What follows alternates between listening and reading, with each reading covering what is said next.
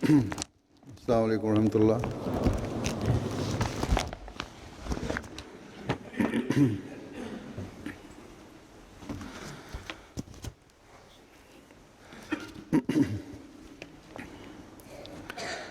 اشہد ان لا الہ الا اللہ وحدہ لا شریک لہ واشہد ان محمدا عبدہ ورسولہ اما بعد فاعوذ باللہ من الشیطان الرجیم بسم اللہ الرحمن الرحیم الحمد للہ رب العالمین الرحمن الرحیم مالک یوم الدین ایاک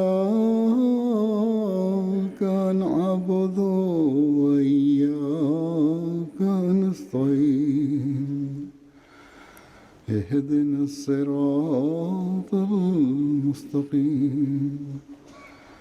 صراط الذین انعمت علیہم غیر المغضوب علیہم ولا الضالین۔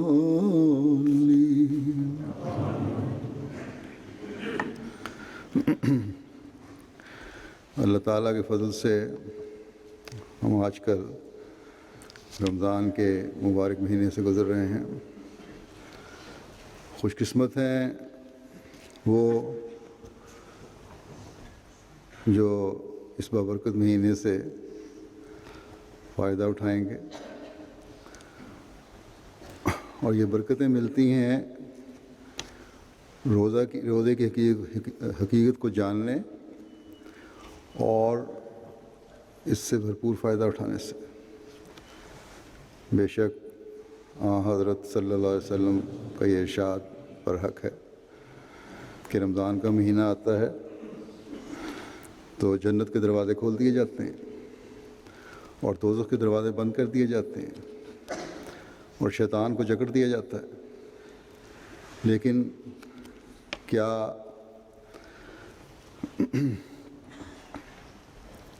ہر ایک کے لیے یہ دروازے کھول دیے جاتے ہیں؟ کیا ہر ایک کے شیطان کو جکڑ دیا جاتا ہے؟ کیا ہر ایک کے لیے دوزخ کے دروازے بند کر دیے جاتے ہیں؟ یقیناً کہ ہر ایک کے لیے تو ایسا نہیں ہو سکتا، بلکہ یہاں مومنین کو مخاطب کیا۔ لیکن سوال پیدا ہوتا ہے کہ کیا صرف ظاہری ایمان لانے سے، مسلمان ہونے سے اور روزہ رکھنے سے یہ فیض انسان حاصل کر لے گا؟ اور صرف اتنا ہی ہے؟ اگر اتنا ہی صرف ہے تو اللہ تعالیٰ نے بار بار ایمان لانے کے ساتھ اعمال صالحہ بجا لانے کی طرف بہت زیادہ توجہ دلائی ہے، بہت زیادہ تلقین کی ہے۔ بلکہ اللہ تعالیٰ نے تو کسی بھی انسان کے، چاہے کسی مذہب کا بھی ہو، اگر وہ نیک اعمال بجا لانے والا ہے تو نیک جزا کا بتایا ہے۔ بس یقیناً صرف روزے رکھنا یا رمضان کے مہینے میں سے گزرنا انسان کو جنت کا وارث نہیں بنا دیتا، بلکہ اس کے ساتھ کچھ لوازمات بھی ہیں جن کو پورا کرنا ضروری ہے، کچھ شرائط بھی ہیں جن پر عمل کرنا ضروری ہے۔ اعمال صالحہ کی طرف توجہ بھی ضروری ہے، جنہیں بجا لانا ایک مومن کا فرض بھی ہے۔ ورنہ صبح کھانا کھا کر پھر شام تک کچھ نہ کھانا. تو ایسے لوگ تو بہت ساری دنیا میں ہیں جو صبح کھاتے ہیں اور شام کو کھاتے ہیں. بلکہ بعض نام نہاد فقیر جو ہیں ایسا عادت ڈالتے ہیں، اپنے آپ کو مجاہدہ کرتے ہیں کہ کئی کئی دن کا فاقہ کر لیتے ہیں، لیکن عبادت اور نیکی اور ان میں کوئی نہیں ہوتی. کچھ ایسے بھی ہیں دنیا میں جو مجبوری کی وجہ سے نہیں کھا سکتے. بعض دفعہ بعض کے حالات ایسے ہیں، ایک دفعہ کی روٹی ملتی ہے مشکل سے. کچھ کو ڈاکٹر بعض خاص قسم کے پرہیز کی ہدایت کرتے ہیں اور سارا دن تقریباً نہ کھانے والی حالت ہی ہوتی ہے. اور بعض لوگ خاص طور پر عورتیں ڈائٹنگ کے شوق میں بھی سارا دن نہیں کھاتے. ابھی 2 دن پہلے میرے پاس ایک ماں آئی کہ میری بیٹی نے جوانی میں قدم رکھا ہے تو یہ دماغ میں آ گیا ہے، کریز ہو گیا ہے اس کو کہ میں نے دبلا ہونا ہے، کیونکہ آج کل یہ بہت رو چلی ہوئی ہے اور وزن کم کرنا ہے. اس لیے اس نے کھانا پینا چھوڑ دیا اور مجھے پریشان کیا ہوا ہے. اور ایک وقت کھاتی ہے اور وہ بھی بہت تھوڑا سا، اور مہینے میں یا کم از کم و بیش 1-1.5 مہینے میں 14-15 پاؤنڈ اس نے وزن کم کر لیا. تو یہ فکر تھی ماں کی. اور شاید وہ لڑکی اب سمجھے کہ رمضان کا مہینہ آ گیا ہے، اگر میں 8 پیرے روزے رکھ لوں گی تو نیکی بھی ہو جائے گی، اور رمضان کا مہینہ ہے، شیطان تو جکڑا ہوا ہے، ثواب بھی مل جائے گا اور دونوں کام میرے بھگ جائیں گے. بعض ایسے بھی میرے علم میں ہیں جو روزہ رکھتے ہیں پھر سارا دن اور کوئی کام نہیں، سوئے رہتے ہیں کہ روزہ نہ لگے، اور سمجھ لیا کہ نیکی کا ثواب مل گیا. حضرت صلی اللہ علیہ وسلم نے جب یہ فرمایا کہ روزہ رکھو، رمضان آیا، شیطان جکڑا گیا، جنت کے دروازے کھول دیے گئے، دوزخ کے دروازے بند کر دیے گئے، تو یہ بھی ہے کہ تم نے نیک اعمال بھی کرنے ہیں. بے شک تمہارا یہ عمل ہے کہ تم صبح سحری کھاتے ہو، اللہ تعالیٰ نے حکم دیا ہے کھاؤ، اور شام کو افطاری کر لیتے ہو. جیسا کہ میں نے بتایا کہ بعض 8 پیرے روزے بھی رکھ لیتے ہیں، اور مجبوری ہو تو بعض 8 پیرے روزے بھی رکھتے ہیں. لیکن اس سے یہ نہ سمجھو کہ تمہیں روزے کا ثواب مل گیا، یا تمہارا شیطان جکڑا گیا، یا جنت کے دروازے تم پر کھول دیے گئے اور دوزخ حرام ہو گئی.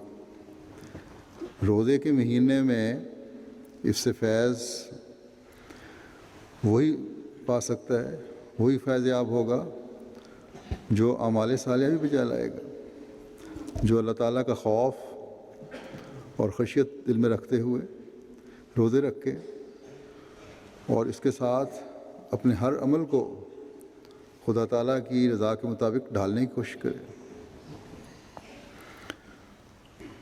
یہ بھی فرمایا صلی اللہ علیہ وسلم نے کہ جو ایمان کی حالت میں اور اپنا محاسبہ کرتے ہوئے روزے رکھے گا اس کا روزہ قبول ہوگا، اس کے لیے جنت قریب کی جائے گی، اس کا شیطان جکڑا جائے گا. بس یہ چیزیں، یا روزہ رکھنا جہاں نیکیوں کے کرنے کی طرف پہلے سے بڑھ کر توجہ دلانے والا ہوگا، وہاں برائیوں سے رکنے کے لیے اپنی برائیاں ترک کرنے کے لیے بھی ایک مومن کو توجہ دلائے گا اور اس کے لیے وہ مجاہدہ کرے گا. ایک مومن اپنی عبادات کے معیار بھی بلند کرنے کی کوشش کرے گا، صرف فرائض کی طرف توجہ نہیں دے گا، ان کے ادا کرنے کی کوشش نہیں کرے گا، بلکہ نوافل کی طرف بھی توجہ ہوگی، اور اس کی ادائیگی کا بھی بھرپور حق ادا کرنے کی ایک مومن کوشش کرتا ہے۔ بندوں کے حقوق ادا کرنے کی طرف بھی توجہ ہوگی، مالی قربانیوں کی طرف بھی توجہ ہوگی، غریبوں کا حق ادا کرنے کی طرف بھی بھرپور کوشش ہوگی، تو تبھی ماہ صیام سے صحیح فائدہ اٹھایا جا سکتا ہے۔ مالی قربانی کے ضمن میں حضرت صلی اللہ علیہ وسلم کے بارے میں روایات میں آتا ہے کہ آپ تو رمضان کے علاوہ بھی سارا سال بے انتہا صدقہ و خیرات کرتے تھے، قربانی دیتے تھے، اور اس طرح فرماتے تھے یہ قربانی اور یہ مدد دوسروں کی کہ جس کی کوئی انتہا نہیں، جس کا کوئی مقابلہ نہیں کر سکتا، لیکن رمضان کے مہینے میں تو لگتا تھا کہ اس طرح صدقہ و خیرات ہو رہا ہے جس طرح تیز آندھی چل رہی ہے۔ عبادات کے معیار بھی اپنی انتہاؤں سے بھی اوپر نکل جاتے تھے۔ ایک تو حضرت صلی اللہ علیہ وسلم کی عبادات کا معیار کی کوئی انتہا نہیں، لیکن رمضان میں وہ ان انتہاؤں سے بھی اوپر چلے جاتے تھے۔ بس آپ نے ہمیں یہ فرمایا کہ یہ نہ سمجھو کہ رمضان آیا اور بغیر کچھ کیے سب کچھ مل گیا، صرف اس بات پر کہ تم نے روزہ رکھ لیا۔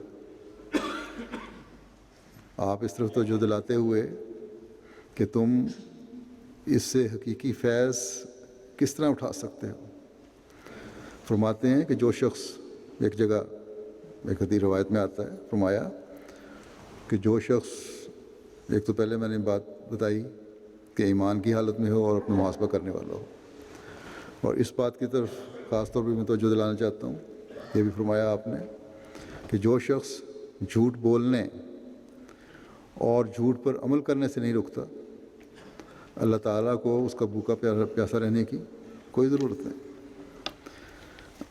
یعنی ایسا روزہ پھر بیکار ہے۔ بس ہمیں اس بات پر خوش نہیں ہو جانا چاہیے کہ شیطان جکڑا گیا، بلکہ روزوں کے معیار بلند کرنے کی بھی ضرورت ہے، روزوں کا حق ادا کرنے کی بھی ضرورت ہے۔ اب حضرت صلی اللہ علیہ وسلم نے جو اس طرف توجہ دلائی ہے کہ جھوٹ بولنے سے اور جھوٹ پر عمل کرنے سے جو نہیں رکتا اس کا روزہ نہیں، ان الفاظ میں چھوٹی سے چھوٹی برائی سے لے کر بڑی سے بڑی برائی تک کی طرف توجہ دلا دی۔ حضرت صلی اللہ علیہ وسلم نے ایک شخص کو ہر حالت میں سچائی پر قائم رہنے کا کہہ کر اسے اس کی تمام کمزوریوں، غلطیوں اور گناہوں سے پاک کروا دیا۔ یہ بھی مثالیں ملتی ہیں، تمام اخلاقی اور روحانی کمزوریاں اس شخص کی جس کو یہ کہا کہ تم سچائی پر قائم رہنا ہے، سچائی پر قائم رہنے کے عہد سے دور ہو گئی، اور پھر یہ بھی دیکھیں کہ اللہ تعالیٰ نے جھوٹ کو شرک کے برابر قرار دیا ہے، جیسا کہ وہ فرماتا ہے فَاجْتَنِبُوا الرِّجْسَ مِنَ الْأَوْثَانِ وَاجْتَنِبُوا قَوْلَ الزُّورِ۔ اس کی وضاحت میں حضرت مسیح موعود علیہ السلام فرماتے ہیں کہ یعنی بتوں کی پلیدی اور جھوٹ کی پلیدی سے پرہیز کرو، یہ ایک محاورہ ترجمہ ہے اس کا۔ پھر آپ فرماتے ہیں بتوں کی پرستش اور جھوٹ بولنے سے پرہیز کرو، یعنی جھوٹ بھی ایک بت ہے جس پر بھروسہ کرنے والا خدا پر بھروسہ چھوڑ دیتا ہے، سو جھوٹ بولنے سے خدا بھی ہاتھ سے جاتا ہے۔ بس جب حضرت صلی اللہ علیہ وسلم نے یہ فرمایا کہ جھوٹ بولنے اور جھوٹ پر عمل کرنے والے کا روزہ نہیں۔ وہ اس لیے کہ ایک طرف تو روزہ رکھنے والے کا دعویٰ ہے کہ میں خدا تعالیٰ کے حکم سے روزہ رکھ رہا ہوں، اس لیے کہ خدا تعالیٰ نے فرمایا ہے، قرآن کریم میں آتا ہے جب روزوں کے فرائض کا حکم آیا ہے، یا ایھا الذین آمنوا کتب علیکم الصیام، اے لوگو جو ایمان لائے ہو تم پر روزوں کا رکھنا فرض کیا گیا ہے، اس لیے تم روزے رکھو۔ اور دوسرے جس کے حکم سے روزہ رکھا جا رہا ہے، اگر ایک طرف تو یہ ہے کہ اللہ تعالیٰ کے حکم سے روزے رکھ رہا ہوں، لیکن دوسری طرف یہ کہ جس کے حکم سے روزہ رکھا جا رہا ہے اس کے مقابلے پر جھوٹ کو خدا بنا کر کھڑا کیا جا رہا ہے۔ بس یہ دو عملی نہیں ہو سکتی۔ پھر حضرت صلی اللہ علیہ وسلم نے یہ بھی فرمایا کہ اللہ تعالیٰ نے فرمایا ہے کہ انسان کے سب کام اپنے لیے ہیں مگر روزہ میرے لیے ہے اور میں خود اس کی جزا بنوں گا۔ بس یہ کبھی نہیں ہو سکتا کہ ایک کام خدا تعالیٰ کے حکم سے بھی کیا جا رہا ہو، پھر خدا تعالیٰ کے لیے اور اس کے پیار کو جذب کرنے کے لیے بھی کیا جا رہا ہو، اور یہ بھی امید رکھی جا رہی ہو کہ میرے اس روزے کی جزا بھی خدا تعالیٰ خود ہے، یعنی اس جزا کی کوئی حدود نہیں۔ جب خدا تعالیٰ خود جزا بن جاتا ہے تو پھر اس کی حدود بھی کوئی نہیں رہتی۔ اور پھر عام زندگی میں اپنی باتوں میں جھوٹ بھی شامل ہو جائے، عمل میں جھوٹ شامل ہو جائے۔ حضرت صلی اللہ علیہ وسلم نے یہ نہیں فرمایا کہ زبان سے جھوٹ نہیں بولنا، بلکہ عمل کے جھوٹ کو بھی ساتھ رکھا ہے۔ اور عمل کا جھوٹ یہ ہے کہ انسان جو کہتا ہے وہ کرتا نہیں۔ روزے میں عبادتوں کے معیار بلند ہونے چاہیے، نوافل کے معیار بلند ہونے چاہیے، لیکن اس کے لیے اگر کوشش نہیں کر رہا ہے کہ انسان عام زندگی جیسے پہلے گزر رہی تھی اسی طرح گزر رہی ہے، تو یہ بے عملی ہے۔ حضرت صلی اللہ علیہ وسلم نے فرمایا کہ روزے دار سے اگر کوئی لڑائی کرتا ہے تو وہ اسے کہہ دے کہ میں روزے دار ہوں اور جواب نہ دے، تو یہ روزے کا حق ہے جو ادا کیا گیا۔ لیکن اگر آگے سے بڑھ کر لڑائی کرنے والے کا جواب دیا جائے لڑائی سے تو یہ عملی جھوٹ ہے۔ اپنے کاموں میں اگر حق ادا نہیں کیا جا رہا تو یہ عملی جھوٹ ہے، دوسروں کے حق ادا نہیں کیے جا رہے تو یہ عملی جھوٹ ہے، خاوند کی اور بیوی کی لڑائیاں جاری ہیں اور اپنی طبیعتوں میں رمضان میں اس نیت سے تبدیلی پیدا نہیں کی جا رہی کہ ہم نے اب اس مہینے کی وجہ سے اپنے تعلقات کو بہتری کی طرف لے جانا ہے اور آپس کے محبت پیار کے تعلق کو قائم کرنا ہے کہ رمضان میں خدا تعالیٰ کے پیار کو حاصل کیا جائے تاکہ اللہ تعالیٰ خود ہماری جزا بن جائے۔ تو منہ سے بے شک یہ دعویٰ ہے کہ ہمارا روزہ ہے اور خدا تعالیٰ کی خاطر ہے، لیکن عمل اسے جھوٹا ثابت کر رہا ہے۔ اور پھر عملی جھوٹ کی اور بھی بہت ساری باتیں ہیں۔ انتہا اس کی یہ بھی ہے کہ کاروباروں کو اپنے دنیاوی مقاصد کو، اپنے دنیاوی مفادات کو روزے کے باوجود اپنی عبادات اور ذکر الہی اور نوافل کی ادائیگی اور قرآن کریم پڑھنے کی طرف توجہ پر فوقیت دی جائے۔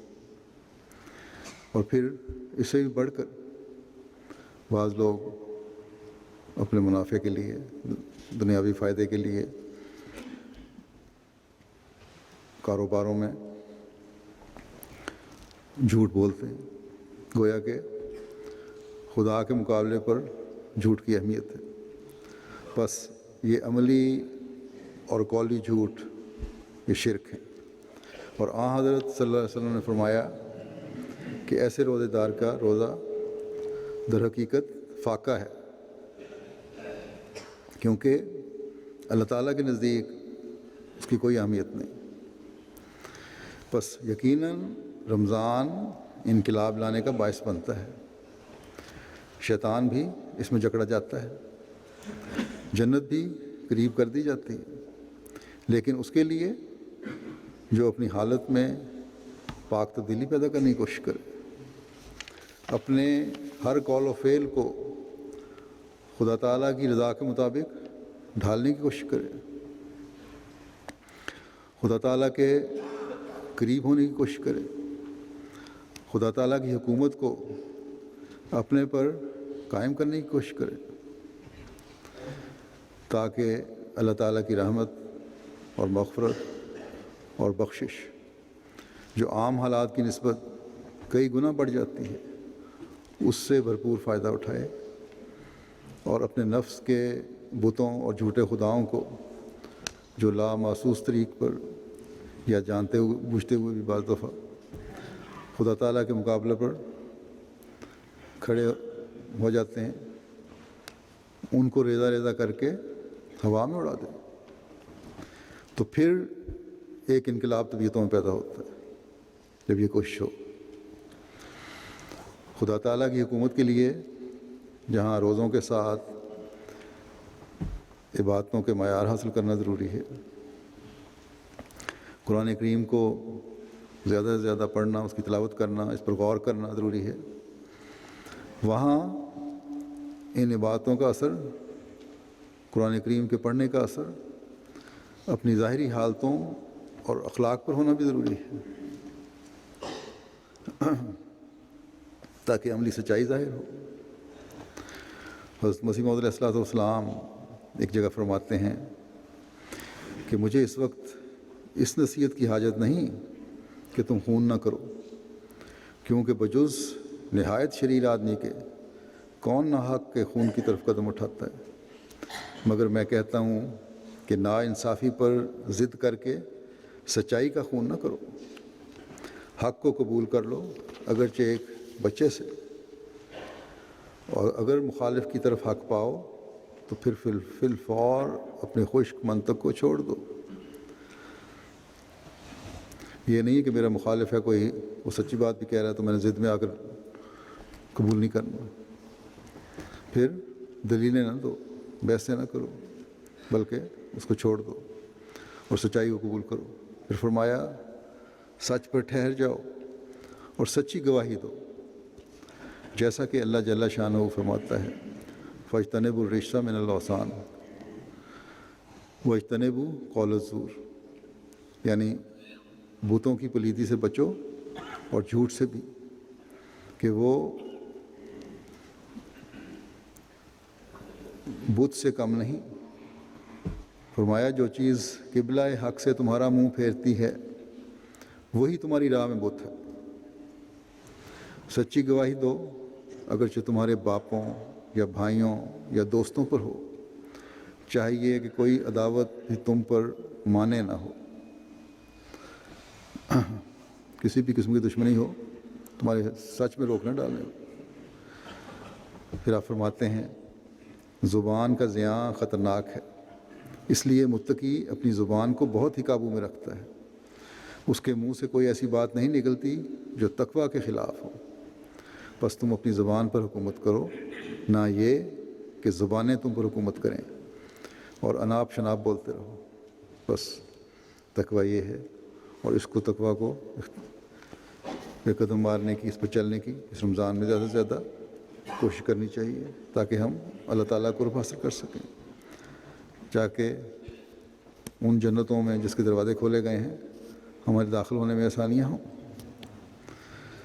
اب اگر کوئی ہر ایک کام میں سے اپنے جائزے لے تو خود ہی احساس ہو جائے گا کہ حضرت مسیح علیہ السلام کے اس درد بھرے پیغام اور نصیحت پر کتنے عمل کر رہے ہیں۔ یہ خاص طور پر اپنے جماعت والوں کو ہی نصیحت کی ہے، اپنے ماننے والوں کو۔ اذا لا میں اگر ہم میں سے ہر ایک انصاف پر قائم ہوتے ہوئے سچائی کا خون ہونے سے بچائے تو ہمارے گھروں کے مسائل بھی حل ہو جائیں. ہمارے ہاں جو بھائیوں کی رنجشیں پیدا ہوتی رہتی ہیں وقتاً فوقتاً، قضاء میں مقدمے آتے رہتے ہیں، وہ بھی دور ہو جائیں. کم از کم ہمارے اپنے اندر ایک احمدی معاشرے میں لین دین کے بہت سارے مسائل جو ہیں چلتے رہتے ہیں، وہ ختم ہو جائیں. یہ سب مسائل پیدا ہوتے ہیں سچ پر عمل نہ کرنے سے اور اپنی اناؤں کو فوقیت دینے سے. اس لیے حضرت مسیح علیہ السلام نے فرمایا کہ اگر اپنے حق کے معیار اتنے بلند کر لو کہ اگر کوئی بچہ بھی کہہ رہا ہے تو اسے قبول کرنا ہے، تو بہت سی برائیوں سے بچ جاؤ گے. تم پھر انا کی ناک اونچی نہیں ہوگی کہ چھوٹا بچہ مجھے نصیحت کر رہا ہے، یہ رتبہ میں کم تر مجھے حق کی طرف رہنمائی کر رہا ہے، یہ غریب آدمی مجھے سچی بات بتا رہا ہے. بس سچائی اختیار کرنے کے لیے بھی عاجزی چاہیے، اور یہ عاجزی پھر ایک ایسی نیکی ہے جو خدا تعالیٰ کو بہت پسند ہے. بس دیکھیں سچائی کی نیکی کے ساتھ اور کتنی نیکیاں جنم لے رہی ہیں. ایک نیکی کے بعد دوسری نیکی بچے دیتی چلی جاتی ہے، اور یہی چیز جو ہے اللہ تعالیٰ کی رضا کو حاصل کرنے والا بناتی ہے. بعض جزیات کے ساتھ جو اقتباس میں بیان ہوئی ہیں، جو سب سے اہم بات حضرت مسیح موعود علیہ السلام نے ہمیں نصیحت فرمائی ہے وہ یہ ہے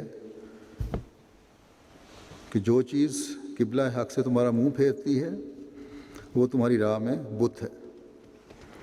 بس اگر ہم نے رمضان سے بھرپور فائدہ اٹھانا ہے، اگر ہم نے شیطان کے جکڑے جانے، دوزخ کے دروازے بند ہونے اور جنت کے دروازے کھلنے سے بھرپور استفادہ کرنا ہے، تو ہمیں اپنے حق بات کے قبلوں کو بھی درست کرنا ہوگا.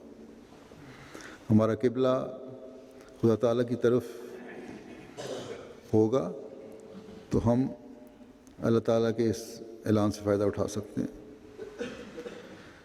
کہ میں نے تمہارے لیے جنت کے دروازے رمضان کی برکات کی وجہ سے کھول دیے ہیں.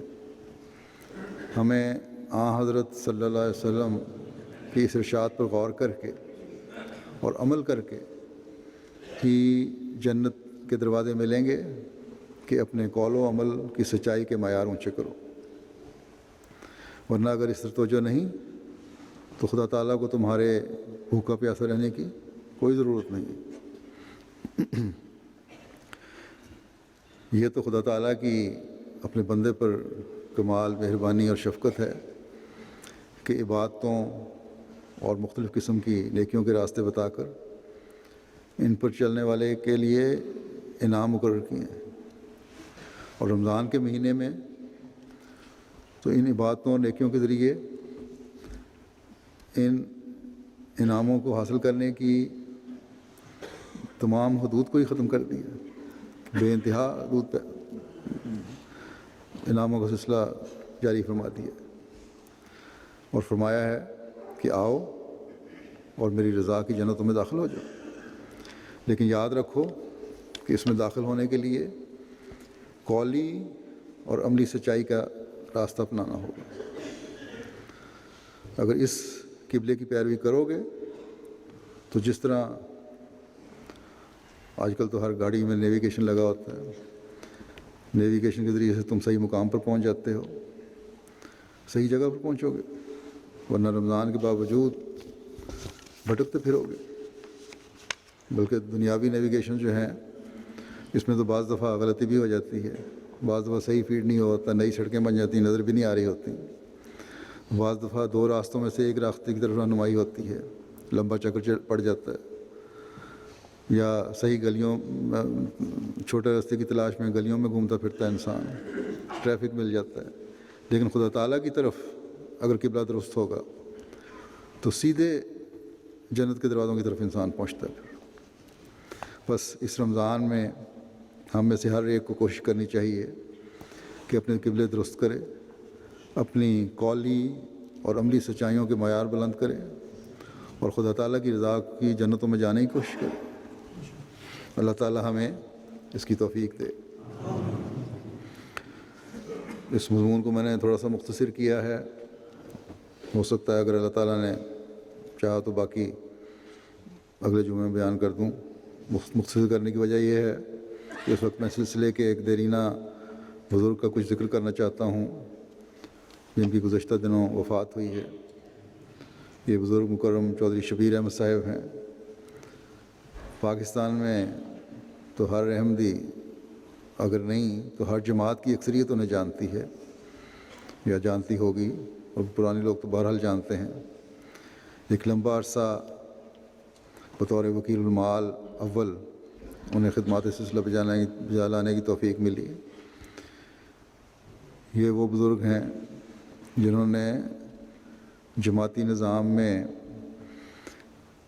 جب نظام اس موجودہ نظام جو جماعتی ہے اس میں اگر بنیادی اینٹیں نہیں تو کم از کم درمیانی اینٹوں کا ضرور کردار ادا کیا ہے، جنہیں حضرت مسلم موعود رضی اللہ عنہ کی تربیت سے فیض پانے کی توفیق عطا ہوئی ہے، اور ان لوگوں نے بے نفس ہو کر جماعت کی خدمت کی توفیق پائی ہے۔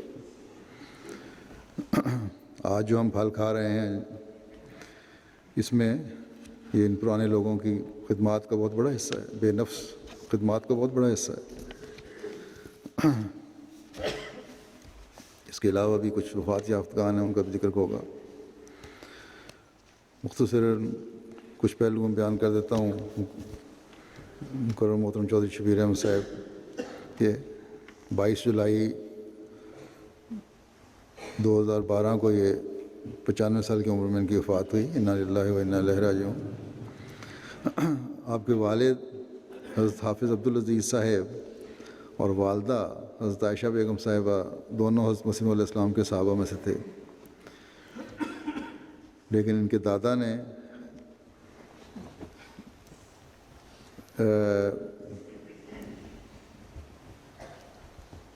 حضرت خلافت ثانیہ میں بیعت کی تھی۔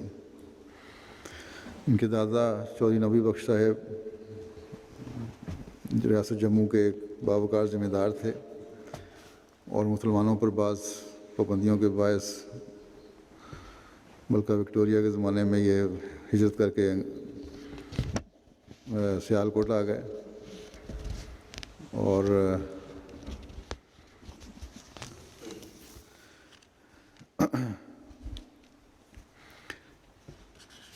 آپ کے والد جو تھے شبیر صاحب کے، وہ بھی اخلاق فاضلہ، بلند اخلاق فاضلہ والی شخصیت تھے۔ حافظ قرآن ہونے کی وجہ سے بڑے نمایاں تھے اپنے علاقے میں، اس لیے اپنے بچوں کی تربیت بھی انہوں نے بڑے دینی ماحول میں کی ہے۔ چودھری شبیر صاحب نے ابتدائی تعلیم مشن مڈل اسکول سیالکوٹ سے حاصل کی، اسکاچ مشن اسکول، اور 1931 میں 8ویں جماعت کا امتحان پاس کیا تو والد صاحب نے تربیت کی خاطر وہ قادیان بھیج دیا۔ میٹرک انہوں نے تعلیم الاسلام کالج قادیان سے کیا۔ حضرت خلیفہ مسیح ثانی کی صحبت میں رہے، فائدہ اٹھایا، نظمیں پڑھنے کا بھی خوب شوق تھا، بڑا موقع ملتا رہا ان کو۔ قادیان علاوہ اور نظموں کے پہلی دفعہ انہوں نے قادیان میں سیرت النبی کے موقع پر حضرت مسلم موعود رضی اللہ عنہ کی تقریر سے پہلے نظم پڑھی۔ پھر جب انہوں نے میٹرک کر لیا تو کیونکہ کالج نہیں تھا قادیان میں، مرے کالج سیالکوٹ سے BA کا امتحان پاس کیا۔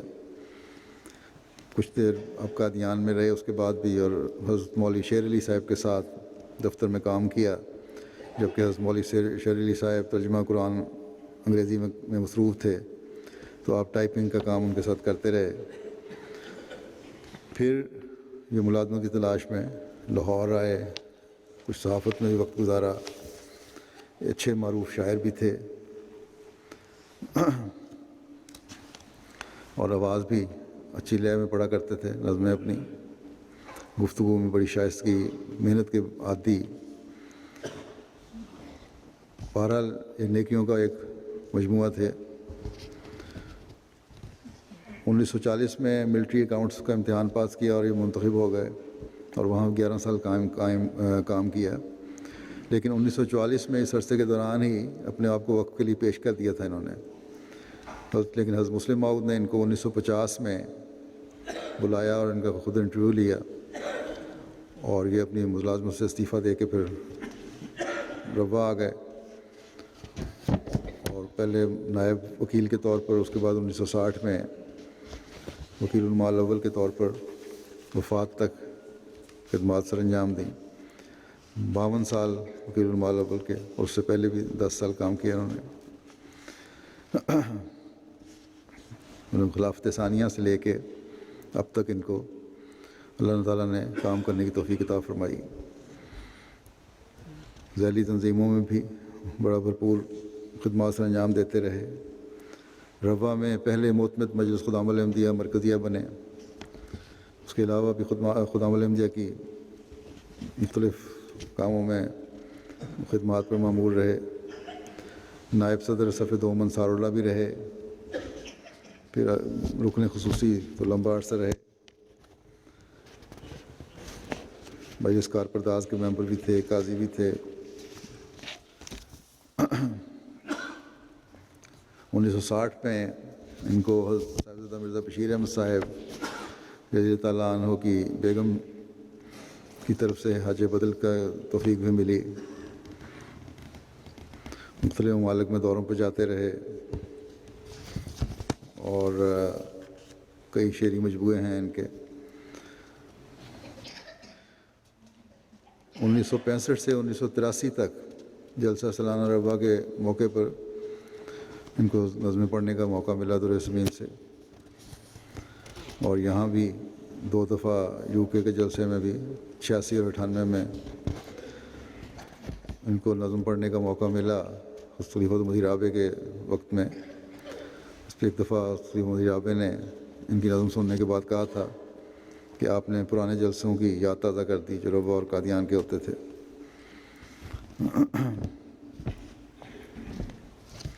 ایک ان میں خوبی یہ تھی کہ جب دورے پہ جاتے تھے تو پروجیکٹر اور تصویروں کی سلائڈز جو ہیں وہ لے جایا کرتے تھے، جو مختلف بیرونی ممالک کے مشنز کی ہوتی تھی، اور بجائے اس کے کہ لمبی چوڑی تقریریں کریں اور دکھائیں، یہ دکھایا کرتے تھے کہ دنیا میں یہ ہمارے مشن قائم ہو رہے ہیں، یہ اسکول بن رہے ہیں، یہ ہسپتال بن رہے ہیں، مساجد بن رہی ہیں، اور یہ سلائڈز دکھاتے تھے اپنوں کے لیے جہاں تربیت کا باعث بنتا تھا، ان کو قربانیوں کی طرف توجہ دلاتی تھی۔ بات یہ وہاں غیر احمدی بھی آ جاتے تھے چھوٹے چھوٹے قصبوں اور دیہاتوں میں بعض دفعہ، اور وہ یہ دیکھ کر کہ جماعت احمدیہ اس طرح اسلام کی خدمت کر رہی ہے، ایک تبلیغی موقع بھی میسر آ جاتا تھا۔ گویا بجائے اس کے کہ بحث و تمہیز اور دلائل ہوں، پروجیکٹر کے ذریعے سے انہوں نے بہت تبلیغی کام کیا، تربیتی بھی اور تبلیغی بھی۔ جب تک ان میں ہمت رہی ہمیشہ یہ کرتے رہے۔ یہاں 2009 کے جلسے میں آئے تھے، اور خلافت جوبلی کے اظہار تشکر کا جو رپورٹ تھی وہ ان کو پیش کرنے کی توفیق ملی۔ اسی طرح جو جماعت کی طرف سے خلیفہ وقت کو مجھے جو دیا گیا تھا ایک جوبلی کی رقم کے مختلف جماعتی کسی مقصد پہ خرچ کر لیں، وہ بھی ان کو پیش کرنے کی توفیق ملی۔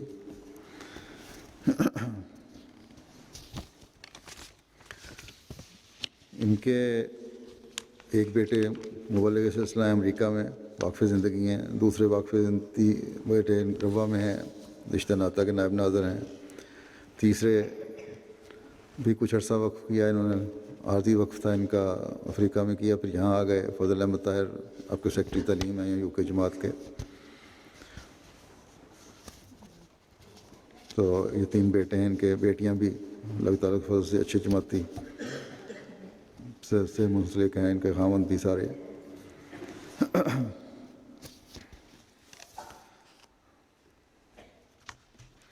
پھر ان میں یہ خوبی بھی تھی کہ اپنے غیر احمدی رشتہ داروں کو اس طرح تبلیغ کرتے تھے کہ جو بھی رسالے ان کے آتے تھے یا اختلافی مسائل کے بارے میں جو بھی ہوتا تھا لٹریچر، وہ پوسٹ کرتے رہتے تھے سیال کوٹ یا جہاں بھی ہوتے تھے وہ، اور سب کے رشتہ داروں کے ایڈریسز ان کو یاد تھے۔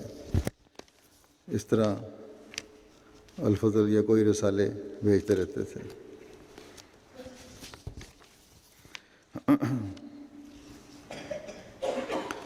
دفتر والوں کے ساتھ بڑا حسن سلوک تھا۔ ایک ان کے کارکن لکھتے ہیں کہ ایک دفعہ انہوں نے کہا، بیمار تھے، اول تو سائیکل پہ آیا کرتے تھے دفتر، لیکن جب بہت بیمار ہو گئے تو میں نے ہی کہا تھا کہ گاڑی ان کی جانی چاہیے، اس سے پہلے بھی شاید استعمال ہوتی تھی۔ تو بہرحال دفتر میں کے کارکن نے گاڑی بھجوانے میں دیر کر دی ان کو لینے کے لیے، تو بجائے اس کے کہ کچھ کہتے ہیں، انداز ان کا اپنا ہی تھا، بڑے نرم گفتاری سے نصیحت کیا کرتے تھے۔ کہتے ہیں کارکن کہ مجھے بجائے کچھ کہنے کہ گاڑی لیٹ کیوں آئی، ایک لفافے میں تھوڑے سے بادام ڈال کے بھیج دیے کہ آپ کی یادداشت کے لیے ہیں۔ اسی طرح ان کی بیٹی بھی کہتی ہیں، ہمیں گھر میں بھی بجائے اس کے کہ بہت زیادہ واضح و نصیحت کریں، ڈانٹ ٹپٹ کریں، اپنا عملی نمونہ پیش کیا کرتے تھے، جسے دیکھ کے ہم خود ہی اپنی اصلاح کرنے کی کوشش کرتے تھے، یا پھر بعض دفعہ ایسے رنگ میں کوئی کہانی سنا دیتے تھے جس سے توجہ پیدا ہو جاتی تھی اصلاح کی۔ ان کی ایک بیٹی کہتی ہیں کہ آخری بیماری میں ابھی چند دن پہلے ہی کہتے ہیں کہ شعر نازل ہو رہے ہیں، لکھو، اب مناجات اللہ تعالیٰ کے، اور وہ شعر تھے، خدمت دین کی خاطر میرے مولا، خدمت دین کی خاطر مجھے قربان کر دے، وقت رخصت میرے واسطے وقت راحت، وقت رخصت میرے واسطے آساں کر دے، رخصتی کو میرے واسطے شاداں کر دے۔ یہ ان کے آخری تقریباً کہہ لیں بستر مرگ کے شعر ہیں۔ پھر یہ خوبی تھی کہ ہمیشہ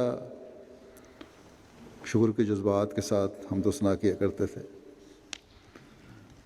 اور حضرت مسلم موعود رضی اللہ عنہ نے جب ان کا وقف قبول کیا تو انہیں یہ نصیحت فرمائی تھی، اور ہر واقف زندگی کو یہ نصیحت یاد رکھنی چاہیے کہ جماعت کے کاموں کی اس طرح فکر کرنا جیسے ایک ماں اپنے بچے کی فکر کرتی ہے۔ اور پھر انہوں نے اللہ تعالیٰ کے فضل سے اس نصیحت کو ہمیشہ پلے باندھے رکھا اور خوب نبھایا۔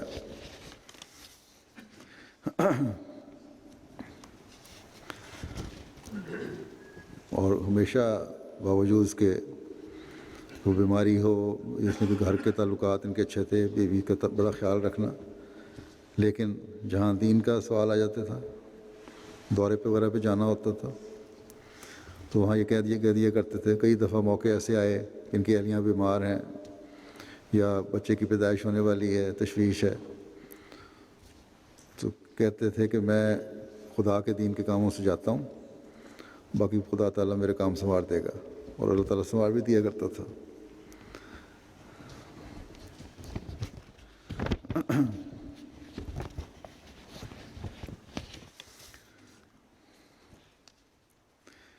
اب یہ بھی معمولی باتیں ہیں بعض بظاہر، لیکن پرانے لوگوں کی ان باتوں سے آج کل کے بھی ہر واقعی زندگی کو بھی اور کارکن کو بھی سبق سیکھنا چاہیے، بلکہ ہر جماعتی عہدیدار کو بھی۔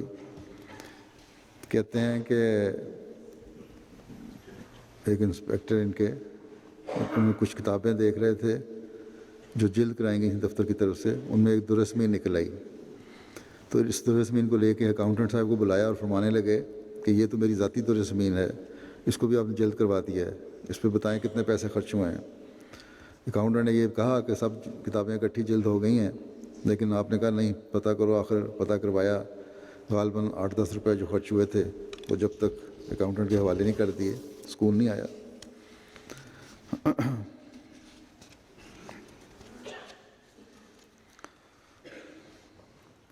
اور اسی طرح کارکن بھی یہی کہتے ہیں کہ بڑے دل نشیں انداز میں نصیحت کرتے جو ہمیں گراں نہ گزرتی، ہماری تربیت فرماتے،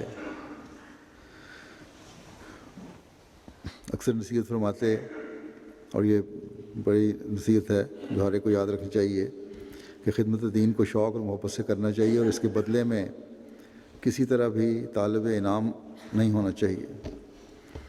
ہمیشہ خیال رکھیں کہ آپ کو خدا نے خدمت کا موقع دیا ہے اور آپ نے اپنے رب کو راضی کرنا ہے۔ اسی طرح آنے والے مہمانوں کو دفتر میں بڑے عزت سے احترام سے ان کو ملتے، کھڑے ہو کر ملتے، اور اکثر کہا کرتے تھے کہ مرکز میں آنے والے مہمان جو ہیں وہ کچھ توقعات لے کے آتے ہیں اور ان کے ساتھ اچھی طرح ان کو ملنا چاہیے، پانی پوچھنا چاہیے، اپنا کام چھوڑ کے ان کی توجہ کیا کرتے تھے، اور جتنا وقت مرضی لگ جائے، چاہے دفتر بند بھی ہو جائے، جب تک ان کا کام نہ کر لیتے، اگر ہو سکتا تھا تو بتا دیا کرتے، اگر نہیں تو کہہ دیا کرتے تھے آپ کو بعد میں اطلاع ہو جائے گی۔ بعض مہمان یا آنے والے دفتر میں چندوں کا معاملہ ہے، بعض یہاں بھی تجربہ ہوگا سیکرٹریان مال کو کہ غصے میں آ جاتے ہیں لوگ اگر چندے کا حساب صحیح نہ ہو یا اندراج صحیح نہ ہو، تو ان کے ساتھ بھی غصے میں اگر کوئی آ جاتا تھا تو خاموشی سے سنتے تھے اور آخر وہ خود ہی شرمندہ ہو کے معافی مانگ لیتا تھا۔ اسی طرح کارکنوں کو بھی، اپنے بچوں کو بھی صدقہ و خیرات کی توجہ دلاتے رہتے تھے کہ بلاؤں کو ٹالنے کا ذریعہ ہے، اور پھر خلیفہ وقت کو دعا کے لیے لکھو۔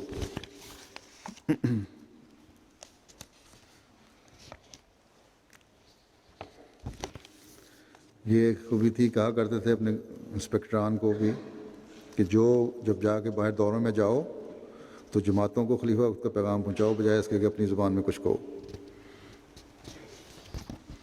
پھر یہ بھی تھا کہ جب باہر جاتے دورے پہ، جب بھیجتے کسی کو، نائبین کو یا انسپکٹران کو، یہ کہتے کہ آپ مرکز کے نمائندے ہیں، اس لیے اپنے ہر قول و فعل کا خیال رکھیں۔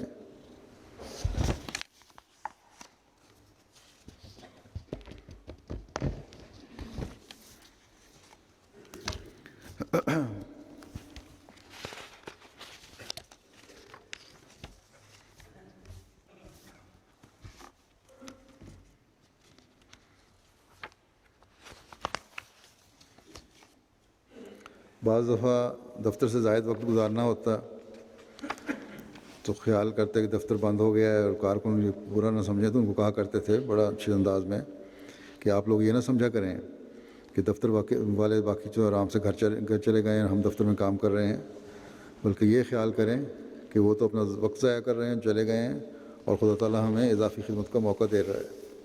تو یہ تھا خدمت دین کو فضل الہی جاننے کا ایک عملی ثبوت۔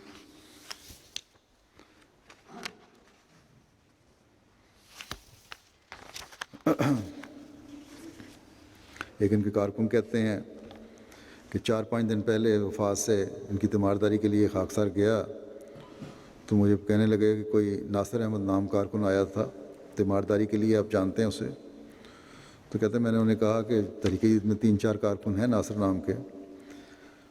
تو اس پہ وہ کہنے لگے کہ کل کوئی ملنے مجھے آیا تھا ناصر احمد، اور بچے نے کہہ دیا کہ میں سو رہا ہوں اور ان کو واپس جانا پڑا، آپ ان کا پتہ کریں کہ کون ہے اور میری طرف سے معذرت کر دیں کہ بچے کو غلطی لگی تھی، شاید آنکھیں بند دیکھ کے انہوں نے کہہ دیا کہ میں سو رہا ہوں، میں سو نہیں رہا تھا۔ تو اس حد تک باریکی سے خیال رکھا کرتے تھے، باقاعدگی سے صدقہ دینے والے چند تھے۔ بس میں نے کچھ مختصر ذکر کیا ہے ان کا، میں نے بھی ان کے ساتھ کام کیا ہے، اور بہت کم خصوصیات ہیں جو بھی لکھی گئی ہیں، اللہ تعالیٰ کے فضل سے بڑی خصوصیات کے حامل تھے، اور کام انتھک اور خوش مزاجی سے کیا کرتے تھے۔ خلافت سے بھی بے انتہا تعلق تھا وفا کا۔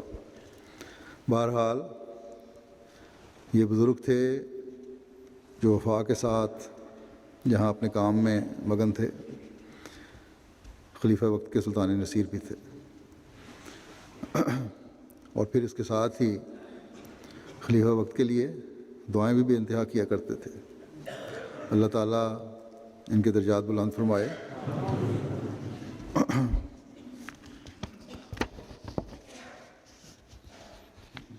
اور ایسے کام کرنے والے کارکن ہمیشہ جماعت کو مہیا فرماتا رہے۔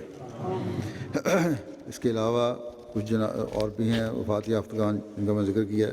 چودھری شبیر صاحب کا جنازہ جمعے کی نماز کے بعد، اور باقی جن کا میں ذکر کرنے لگا ہوں ان کا بھی جنازہ جمعے کی نماز کے بعد ہی میں پڑھاؤں گا جنازہ غائب۔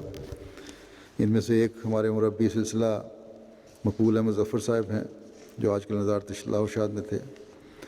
ان کو پرانی تنتریوں کی تکلیف تھی جو بگڑ گئی اور آخر ان کی 25 جولائی کو وفات ہو گئی۔ انا للہ و انا الیہ راجعون۔ کوٹ محمد یار چنوٹ کے قریب رہنے والے تھے یہ۔ اس کے بعد انہوں نے 1997 سے 2001 تک عربی میں تخصص کیا اور پھر وزارت ارشاد میں کام کیا، جامعہ احمدیہ میں عربی کے استاد رہے۔ پھر یہ 2007 میں شام چلے گئے، وہاں عربی زبان میں ڈپلومہ کیا۔ اسی طرح ہومیوپیتھک میں بھی کچھ درک تھا ان کو۔ واپس آئے تو اصلاح و ارشاد مرکزیہ میں تعینات ہوئے اور بڑے علم دوست آدمی تھے۔ اسی طرح نہ صرف علم دوست تھے بلکہ ایک مربی کی جو خصوصیات ہیں وہ بھی ان میں تھیں، وقف زندگی خصوصیات ان میں تھیں۔ اور پھر اسی طرح جیسا کہ میں نے کہا ہومیوپیتھک میں بھی انہوں نے ڈپلومہ کیا ہوا تھا، غریبوں کی مدد کیا کرتے تھے اور بے وقت بھی اگر کوئی آ جاتا تھا تو ہمیشہ اس کو اپنی دوائیاں دیں، کچھ مزاجی سے اسے ملے، اپنے ساتھیوں سے کارکنوں سے بڑا اچھا سلوک تھا۔ اللہ تعالیٰ ان کے درجات بلند فرمائے۔ ان کے بچے ہیں، ان کو بھی اللہ تعالیٰ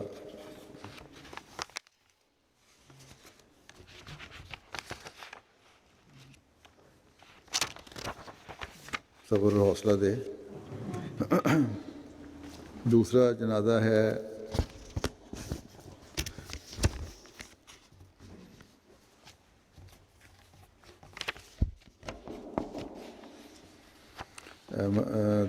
تیسرا مراج سلطانہ صاحبہ اہلیہ حکیم بدر الدین صاحب عامل درویش قادیان۔ ان کی 86 سال کی عمر میں 19 جولائی کو وفات ہوئی ہے۔ انا للہ و انا الیہ راجعون۔ نہایت خلوص اور وفا کے ساتھ انہوں نے بھی درویشی کا زمانہ گزارا۔ اسکول ٹیچر بھی تھیں، ریٹائرمنٹ کے بعد بھی وہیں پڑھاتی رہیں۔ بڑی نیک دل، صابر، شاکر اور حوصلہ مند خاتون تھیں۔ قادیان لجنہ معلّہ کی جنرل سیکرٹری بھی رہی ہیں اور مختلف خدمات پر مامور رہیں۔ غریب بچوں کو اپنے گھر میں رکھ کر تعلیم دلواتی رہیں۔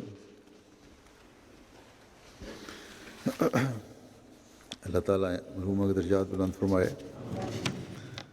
اسی طرح ایک جنازہ چوتھا ہے مریم سلطانہ اہلیہ ڈاکٹر محمد احمد خان صاحب شہید کا۔ یہ ان کے خاوند محمد احمد خان صاحب ٹل ضلع کوہاٹ میں شہید ہوئے تھے اور ان کی وفات ہوئی ہے، مریم سلطانہ صاحب کی وفات ہوئی ہے 18 جولائی 2012 کو۔ انا للہ و انا الیہ راجعون۔ بڑی محنت کرنے والی خاتون تھیں، دعوت اللہ کا بڑا شوق تھا، قربانی کرنے والی تھیں اور بڑے مضبوط ارادے کی مالک تھیں۔ ان کے ہمت اور مضبوط ارادے کا اس طرح پتہ لگتا ہے کہ ان کے خاوند ڈاکٹر محمد احمد خان صاحب کو کوہاٹ میں شہید کر دیا گیا 1957 میں، خلیفۃ المسیح ثانی کے زمانے کی بات ہے۔ مریم سلطانہ صاحبہ کے والد کا نام عنایت اللہ افغانی تھا اور ان کے خاندان میں احمدیت کا نفوذ آپ کے والد عنایت اللہ افغانی صاحب کی بیعت سے ہوا، جنہوں نے خلیفۃ المسیح اول رضی اللہ عنہ کے ہاتھ پر بیعت کی تھی۔ عنایت اللہ افغانی صاحب کا تعلق افغانستان کے علاقہ خوست سے تھا اور آپ حضرت صاحبزادہ عبداللطیف صاحب شہید کے مریدوں میں سے تھے۔ پھر ان کا خاندان جو ہے حضرت مسیح علیہ السلام کی وفات کے بعد افغانستان سے قادیان شفٹ ہو گیا اور یہیں انہوں نے حضرت خلیفہ اول کی بیعت کی۔ مریم سلطانہ صاحبہ پیدائشی احمدی تھیں اور 1949 میں ان کی شادی ہوئی تھی ڈاکٹر محمد احمد خان صاحب سے، جو خان میر خان صاحب جو حضرت خلیفۃ المسیح ثانی کے باڈی گارڈ تھے، ان کے بیٹے تھے یہ۔ پھر یہ لوگ کوہاٹ چلے گئے۔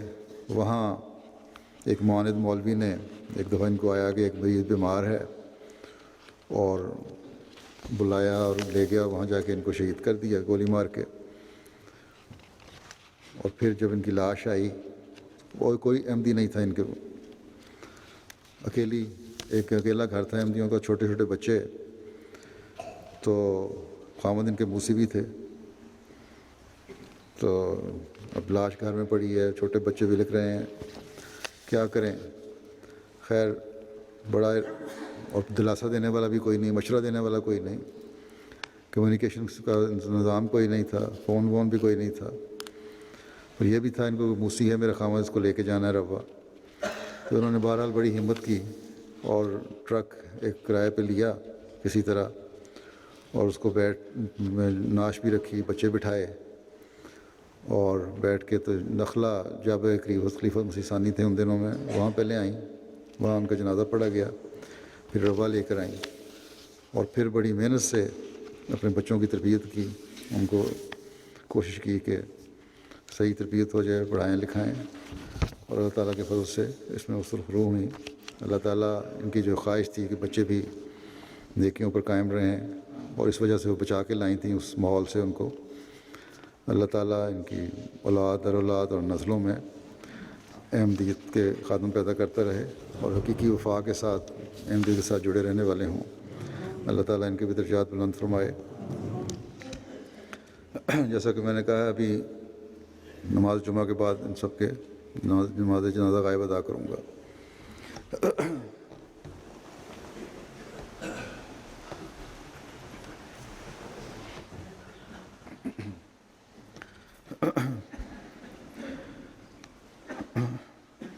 الحمد لله نحمده ونستعينه ونستغفره ونؤمن به ونتوكل عليه ونعوذ بالله من شرور أنفسنا ومن سيئات أعمالنا، من يهده الله فلا مضل له ومن يضلل فلا هادي له، ونشهد أن لا إله إلا الله ونشهد أن محمدا عبده ورسوله۔